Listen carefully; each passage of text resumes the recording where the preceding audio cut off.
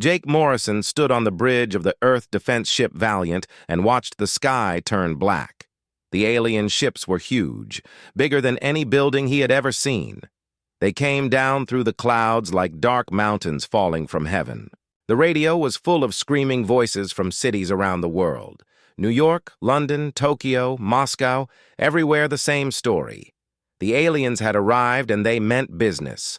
Lisa Parker was in the emergency bunker deep under Colorado Springs when the lights went out. The electromagnetic pulse hit every piece of technology on Earth at the same time.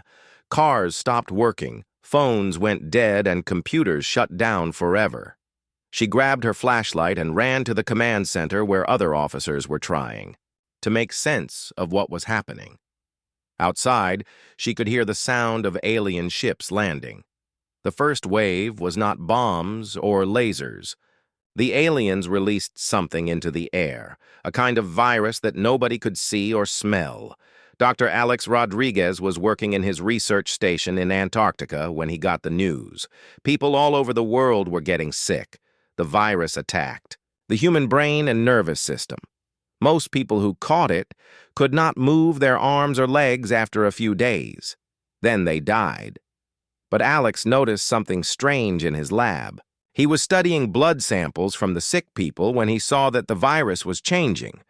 It was not just killing humans. It was also changing them. Some people were not dying at all. Instead, their bodies were fighting back and winning. Jake Morrison crashed his ship outside Denver 3 days after the invasion started. The aliens had shot down most of Earth's military planes and ships. He walked for 2 days through empty streets where dead people lay everywhere. The virus had killed millions, but some people were still alive. These survivors looked different. Their eyes were brighter and they moved faster than normal humans. Lisa Parker organized the surviving military officers in the bunker. They had no contact with the outside world and no way to fight back. The aliens had taken over every major city with their giant walking machines. These machines were like huge robots, but they were alive. They had skin instead of metal, and they could heal themselves when they got hurt. The aliens inside them were tall and thin with gray skin and black eyes. The alien commander was called Thexvar, and he thought humans would be easy to defeat. His people had conquered many worlds before Earth. They always used the same method. First, they would destroy the technology. Then they would release the virus to weaken the population. Finally, they would take over and use the surviving humans as slaves. But Earth was different. The humans were not breaking like other species had done. Instead, they were changing. The virus that was supposed to kill them was making some of them stronger. Alex Rodriguez sent his research data to other scientists before the communication systems failed. The information spread through hidden radio networks that the military had built in secret. Jake Morrison found Lisa Parker's bunker after walking for 5 days. He brought news from the outside world. The aliens were building large camps where they kept human prisoners. They were doing experiments on people to understand why some humans were not dying from the virus. The aliens were worried because their plan was not working. In the camps, humans who had survived the virus were showing new abilities. Some could see in the dark. Others could run faster than any human had ever run before. A few could even communicate with each other without speaking. The aliens tried to separate these special humans from the others, but more people were changing every day. Dr. Rodriguez finally understood what was happening. The virus was not really an alien weapon. It was something much older. Long ago, many species in the galaxy had been infected by this same virus. Most died, but those who survived became stronger and smarter. The aliens had used it as a weapon because they thought humans would die like most other species. They were wrong.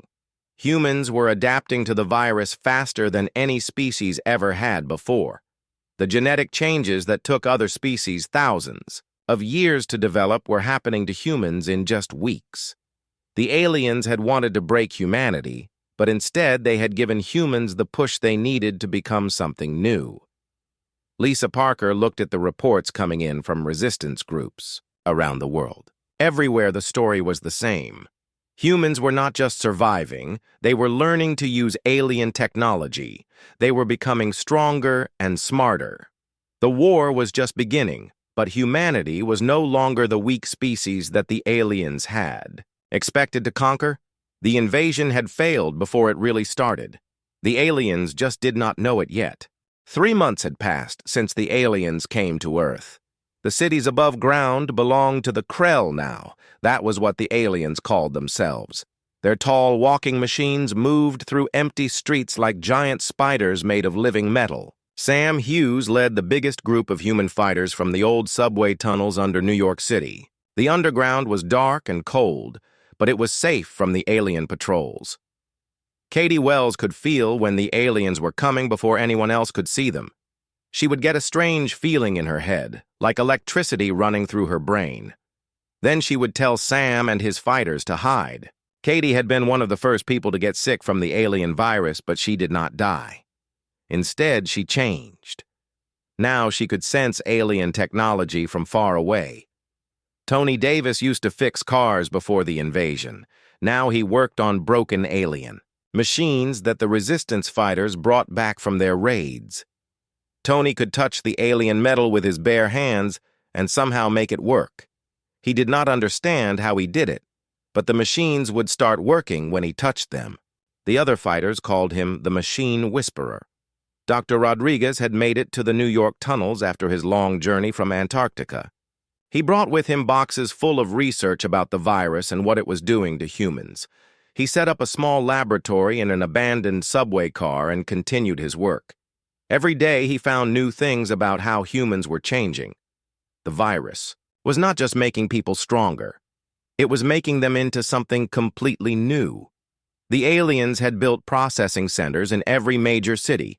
These were large buildings where they brought human prisoners to study them. Lisa Parker had escaped from one of these centers after being captured during a failed raid. She told the others about what she had seen inside. The aliens were trying to understand why humans were not dying from their virus like other species had done. The Krell soldiers were 7 feet tall with gray skin and long arms. They did not speak with their mouths, but communicated through their machines instead. Lisa had watched them perform experiments on human prisoners. They would take blood samples and scan people with strange devices. When they found humans who had changed, they would separate them from the others for special testing. But the aliens were making a mistake. Every time they captured adapted humans, those people would find ways to escape and bring back information about alien technology. Maria Santos had been captured 3 times and escaped 3 times. Each time she learned more about how Krell machines worked. She used this knowledge to help Tony Davis fix captured alien equipment. The resistance was growing stronger every day. Ben Clark was a pilot who had learned to fly alien fighter ships by connecting his mind to their control systems. He said it was like thinking the ship into motion rather than using controls. The alien machines responded to human thoughts in ways that even the Krell did not fully understand. Sam Hughes organized his fighters into small groups that could move quickly through the tunnels. They would surface at night to attack alien patrols and steal equipment. The adapted humans were perfect for these missions because they could sense alien technology and often make captured machines work immediately. Regular humans learned to support the adapted ones and use traditional weapons when needed. The Krell tried to flood the tunnels to force the humans out, but Maria Santos had figured out how to use alien water pumps to drain the tunnels faster than they could be flooded. The aliens also tried to use gas attacks, but many adapted humans could hold their breath for much longer than normal people. Some seemed to need very little air at all. Dr. Rodriguez discovered that the genetic changes in humans were happening faster than anyone had thought possible. Children who were born after the invasion were different from their parents. Some babies could see in complete darkness. Others seemed to understand alien language without being taught. The virus was not just changing individual humans, it was changing the entire human species. Nina Foster led a team of adapted humans who specialized in capturing alien prisoners. She could move so quietly that even Krell sensors could not detect her. Her team had learned that individual Krell soldiers were not very smart. They depended on their machines and their commanders to tell them what to do. When separated from their technology, they were confused and helpless. The aliens began to realize that their invasion was not going according to plan. They had expected to control Earth within a few months, but instead they were fighting a war that was getting harder every day. The humans were not breaking. They were adapting and fighting back with increasing skill and alien technology. In tunnels, around the world, similar resistance groups were forming. The adapted humans could somehow communicate with each other across great distances without using any technology. Information and plans spread between cities faster than the aliens could react. What had started as separate groups of survivors was becoming a coordinated global resistance movement. The Krell had tried to break humanity with their virus, but instead they had created their own worst enemy, humans who could use alien technology better than the aliens themselves. The war was far from over, but the balance was beginning to shift. Emperor Thexvar sat in his command ship high above Earth and read the reports from his ground commanders. The conquest that should have taken 3 months was now entering its 6th month with no end in sight. Humans were not behaving like any other species the Krell had conquered before. Instead of becoming weaker under pressure, they seemed to be getting stronger and more dangerous every day. Maria Santos worked in a hidden laboratory built inside the ruins of Chicago. She had gathered a team of adapted humans who could interface with Krell technology in ways that amazed even her. The alien machines used biological computers that responded to thought patterns rather than physical controls. Human brains, changed by the Krell virus, could override these systems and take control of alien equipment. The breakthrough came when Tony Davis connected his mind to a captured Krell transport ship. Instead of just making it work, he could actually understand how it worked. The ship's biological computer shared its knowledge with him through some kind of mental link. Within hours, Tony knew more about Krell technology than most Krell soldiers did. He shared this knowledge with other adapted humans, and soon they were building their own versions of alien machines. Ben Clark had become the best pilot in the human resistance. He could fly Krell fighter ships better than their original pilots, because his adapted brain could think in 4 dimensions instead of 3. The alien ships could move in ways that human technology never could, bending space around them to travel faster than light. Ben learned to navigate these impossible movements by instinct rather than training.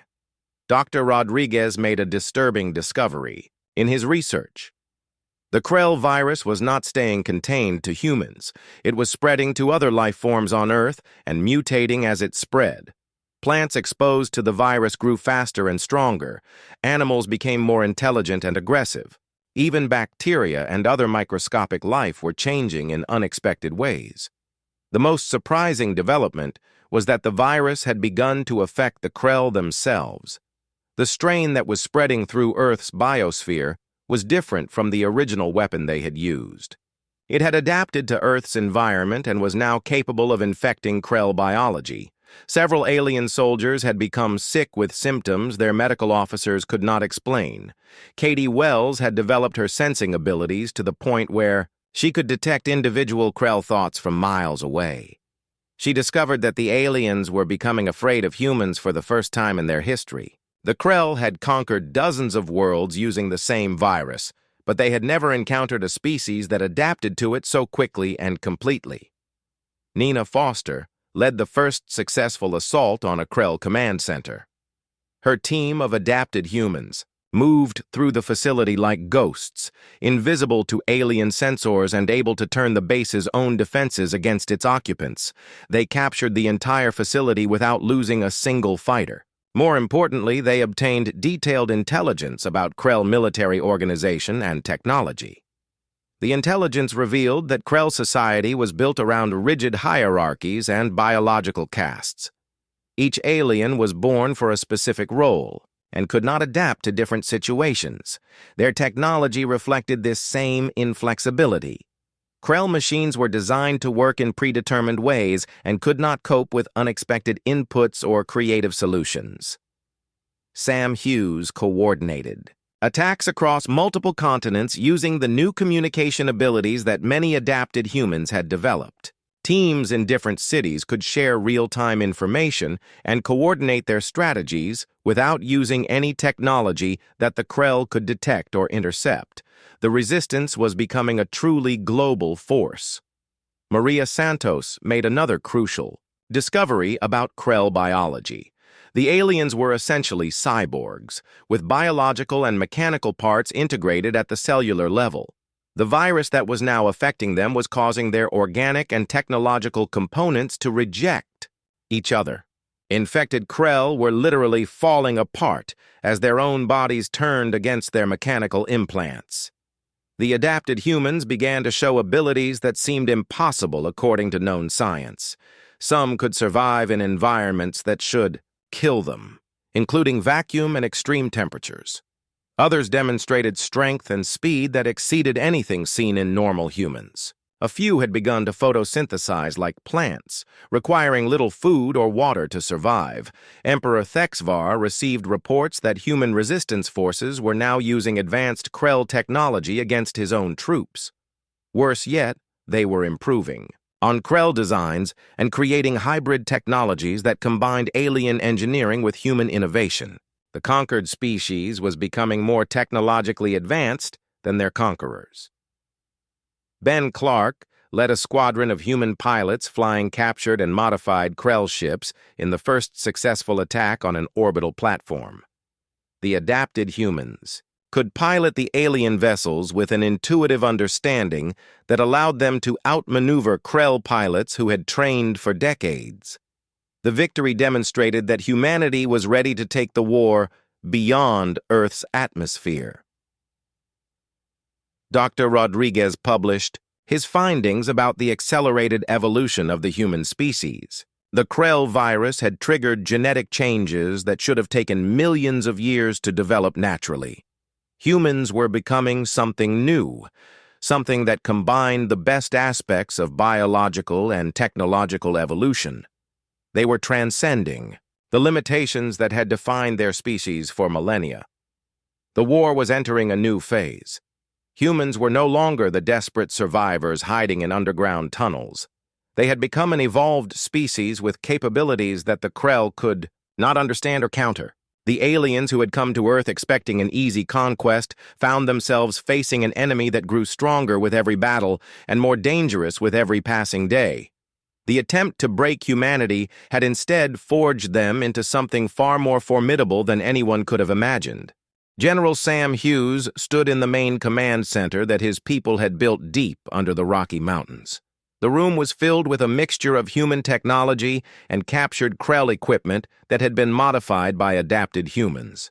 Maps covered the walls showing Krell positions around the world and the status of human-resistant cells. Today was the day they would launch the first major counteroffensive against the alien occupation forces. Nina Foster led her strike team through the ventilation system of the Krell command ship that had landed outside Denver. Her squad consisted entirely of adapted humans who could move without making sound and see perfectly in the darkness.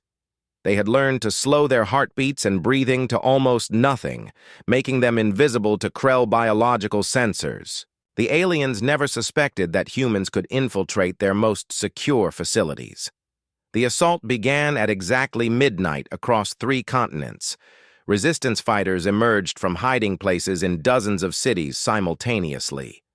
They struck Krell outposts, communication centers, and supply depots using the aliens' own weapons and vehicles. Ben Clark led a squadron of captured fighter ships in attacks on orbital platforms, while ground teams seized control of landing sites and processing centers. Tony Davis had spent months preparing for this moment. He had learned to interface with Krell command networks and could now take control of multiple alien systems at once. As the attacks began, he infiltrated the Krell communication grid and began turning their own coordination systems against them. Alien units received false orders that sent them away from the real battles or into carefully prepared ambushes.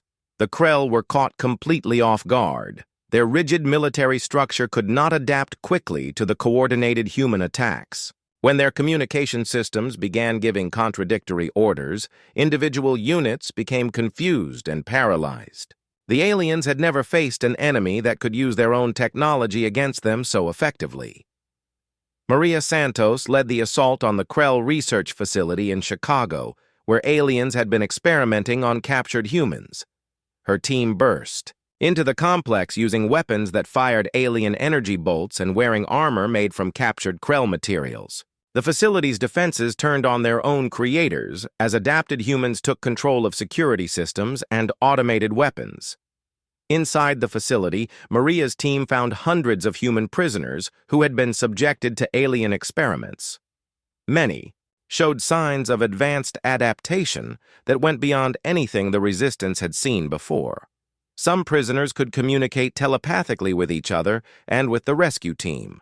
Others had developed natural armor plating on their skin or enhanced sensory organs that could detect electromagnetic fields. Nina Foster's team reached the bridge of the Krell command ship and captured the alien officers before they could destroy their equipment. The adapted humans could interface with the ship's biological computers and access information about Krell military plans and weaknesses. They discovered that the aliens were planning to deploy a second bioweapon designed specifically to target the genetic changes in adapted humans. Dr. Rodriguez analyzed the intelligence from the captured command ship and made a shocking discovery. The new bioweapon was based on the same ancient virus that had originally created the Krell species millions of years ago. The aliens were essentially trying to infect humans with their own evolutionary history, but Rodriguez realized that this would not weaken adapted humans. Instead, it would accelerate their development even further. The counteroffensive continued for 3 days as human forces seized control of alien installations around the world. Adapted humans proved to be better at operating Krell technology than the Krell themselves. They could think creatively and adapt to changing situations in ways that the rigid alien hierarchy could not match. Every captured facility became a source of more advanced weapons and equipment for the Resistance. Katie Wells used her enhanced sensing abilities to coordinate attacks across vast distances. She could feel the electromagnetic signatures of Krell forces and guide human strikes to hit the aliens where they were weakest. Her mental connection with other adapted humans created a communication network that the Krell could not intercept or jam. Ben Clark's pilots reported something extraordinary during their orbital missions. Some adapted humans could now survive in the vacuum of space for short periods without protective equipment. Their bodies had developed the ability to slow their metabolism and protect themselves from radiation and cold. These space-adapted humans could perform repairs and operations on spacecraft that would have been impossible for normal humans. The Krell attempted to implement their backup plan by releasing the second bioweapon over major population centers. But adapted humans in those areas did not become sick or die. Instead, they underwent another wave of rapid evolution. Some developed the ability to process different types of radiation as energy sources. Others gained enhanced cognitive abilities that allowed them to understand complex alien mathematics and physics intuitively. Emperor Thexvar watched his invasion force crumble as human resistance fighters seized control of more territory every day. The species he had expected to enslave in a matter of months had instead become a formidable enemy that was pushing his forces off the planet. Reports from other Krell worlds indicated that the modified virus was beginning to spread beyond Earth and affect alien populations throughout their empire. Sam Hughes received confirmation that human forces had successfully captured and held major Krell installations on every continent. The aliens were retreating to heavily fortified positions around their primary landing sites, but even these strongholds were under constant attack by adapted humans who seemed to grow more capable. With each passing day, the tables had turned completely. Humanity was no longer fighting for survival. They were fighting for victory against an enemy that had underestimated their capacity for adaptation and growth. The Krell invasion had awakened something in the human species that made them more dangerous than any force the aliens had ever encountered. The war was far from over, but for the first time since the invasion began, humans were winning. Captain Jake Morrison stood on the bridge of his new ship, a hybrid vessel that combined human engineering with advanced Krell technology. The ship responded to his thoughts as much as his commands, its biological computers interfacing directly with his adapted neural system. Around him, his crew of evolved humans worked with an efficiency that amazed even Jake. They could coordinate complex operations without speaking, sharing information through mental links that had developed naturally over the past year. The final phase of the war had begun. Human forces were no longer content to simply drive the Krell from Earth's surface.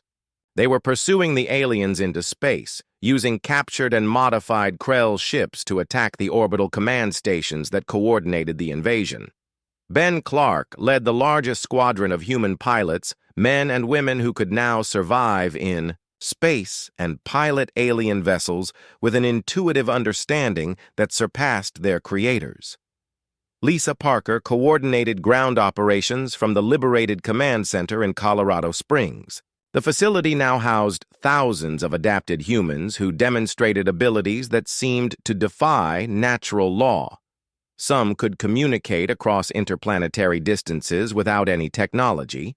Others had developed the ability to see electromagnetic fields and predict the movement of celestial bodies with perfect accuracy.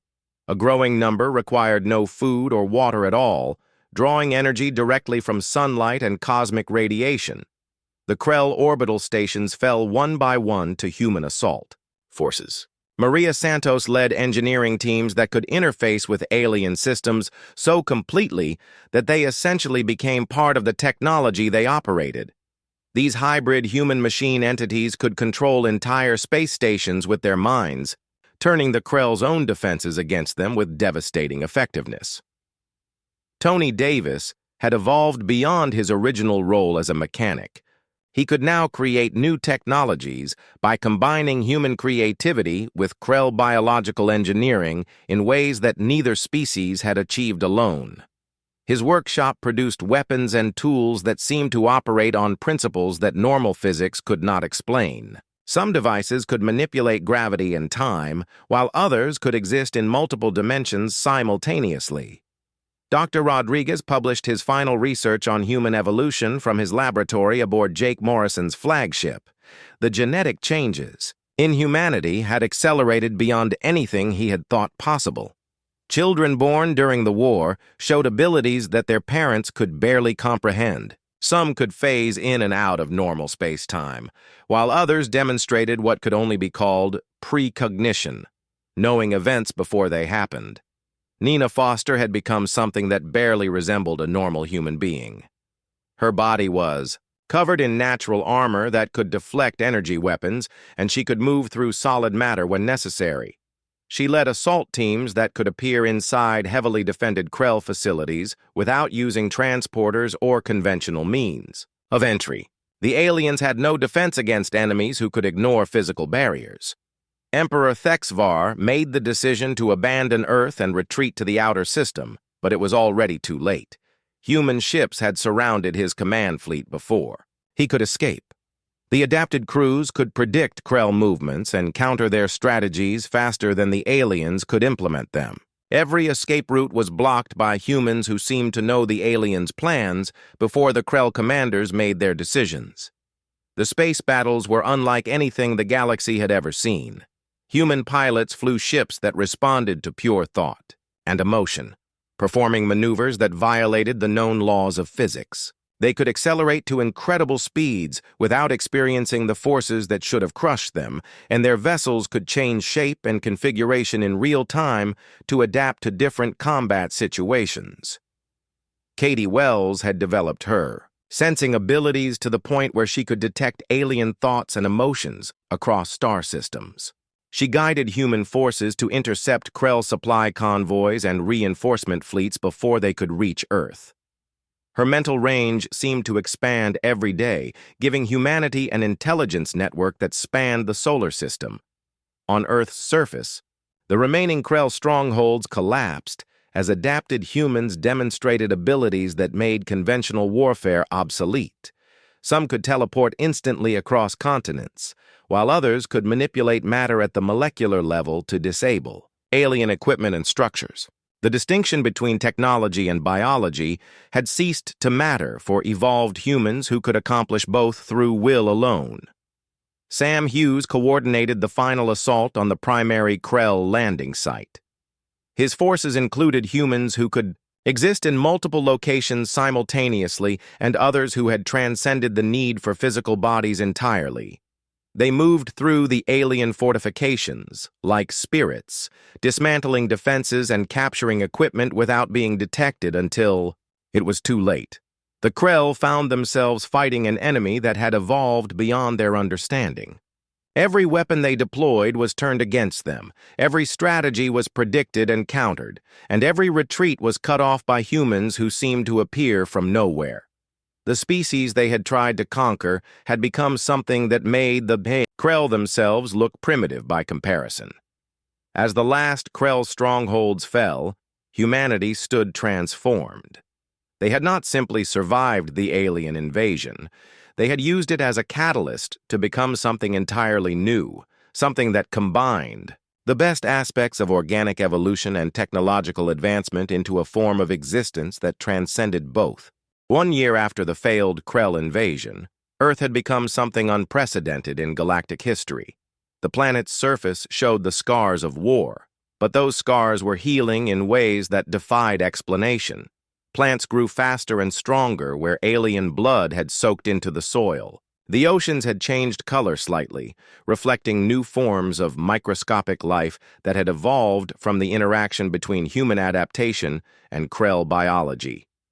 Jake Morrison commanded humanity's first interstellar fleet from his flagship, a vessel that was no longer entirely mechanical or entirely biological. The ship had evolved during their battles, incorporating elements from both human technology and Krell bioengineering to become something entirely new. His crew included humans who had adapted so completely that they could survive indefinitely in space, their bodies drawing energy from cosmic radiation and solar wind. Dr. Rodriguez completed his final report on human evolution from his laboratory. On Luna, the moon base that adapted humans had built in just 6 months. The facility existed partially in normal space and partially in dimensions that conventional physics could not describe. Rodriguez himself had changed during his research, his mind expanding to comprehend mathematical concepts that had been beyond human understanding just 2 years earlier. The statistics were remarkable. Nearly 60% of Earth's surviving population now demonstrated some form of advanced adaptation. Children born after the invasion showed abilities that their parents could barely comprehend. Some could exist in multiple locations simultaneously, while others had developed sensory organs that could detect events occurring in distant star systems. A few seemed to exist partially outside normal time, aging more slowly than their parents and demonstrating knowledge of future events. Lisa. Parker governed the new Earth from the Global Coordination Center that had grown organically from the old Resistance Network. The facility was staffed by adapted humans who could process information and make decisions at superhuman speeds. They communicated through direct mental links that created a collective intelligence while preserving individual consciousness and creativity. The first contact with other galactic species had been inevitable. News of the Krell defeat spread through their empire and beyond, carrying with it descriptions of the strange, transformed humans who had accomplished the impossible. Trade ships from distant worlds began arriving in Earth's solar system, their crews curious about the species that had turned a Krell bioweapon into an evolutionary catalyst. Ben Clark led diplomatic missions to these visiting ships. His abilities, allowing him to survive in environments that would kill normal humans and communicate with species that had no common language with humanity. The aliens he met were fascinated and often frightened by what humans had become. Many species had legends of ancient races that had undergone similar transformations, but none had witnessed such rapid evolution firsthand. Maria Santos supervised the construction of Earth's new cities, structures that grew rather than being built in conventional ways. Adapted humans could manipulate matter at the molecular level, creating buildings and infrastructure that were part architecture and part living organism. These cities could heal themselves when damaged and adapt their configuration to meet changing needs. Tony Davis had transcended his physical form entirely, existing as a pattern of consciousness that could inhabit any sufficiently complex system.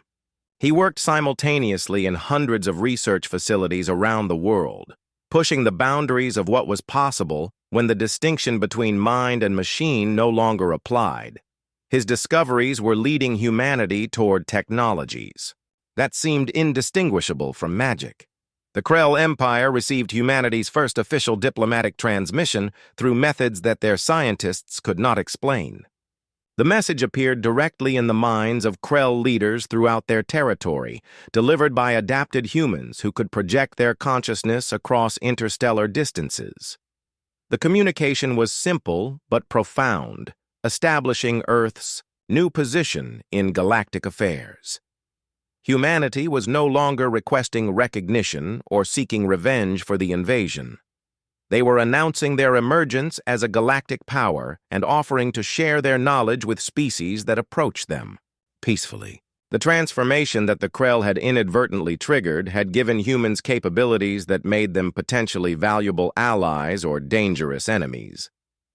Nina Foster led exploration missions to worlds throughout the local star cluster, her abilities allowing her to travel vast distances without conventional spacecraft. She and her teams cataloged new forms of life and established contact with civilizations that had never encountered spacefaring species. Their reports described wonders beyond imagination and hinted at ancient mysteries that even adapted humans were only beginning to understand. Katie Wells had become something that barely qualified as individual consciousness anymore. Her awareness spanned multiple star systems, monitoring galactic events and predicting patterns of development that would unfold over centuries. She served as humanity's early warning system for threats and opportunities that conventional intelligence gathering could never detect. The galaxy watched Earth with a mixture of awe and concern. The rapid transformation of humanity had implications that extended far beyond a single species or world. If the ancient virus could trigger such dramatic evolution in humans, what might it do to other species that encountered it? Some civilizations began searching for ways to obtain samples of the modified strain, while others implemented strict quarantine protocols to prevent its spread. Sam Hughes, now serving as Earth's military coordinator, established defense networks that protected not just the planet but the entire solar system. The defenses incorporated principles that made conventional attacks impossible and demonstrated humanity's ability to protect their new civilization from any conceivable threat. The children born after the invasion represented the future of human evolution. They displayed abilities that even their adapted parents could not fully comprehend. Some could manipulate fundamental forces of nature through will alone, while others seemed to exist simultaneously in multiple timelines and realities. They played games that involved restructuring matter and energy in ways that would have been considered miraculous just a few years earlier. Humanity had not simply survived the attempt to break them.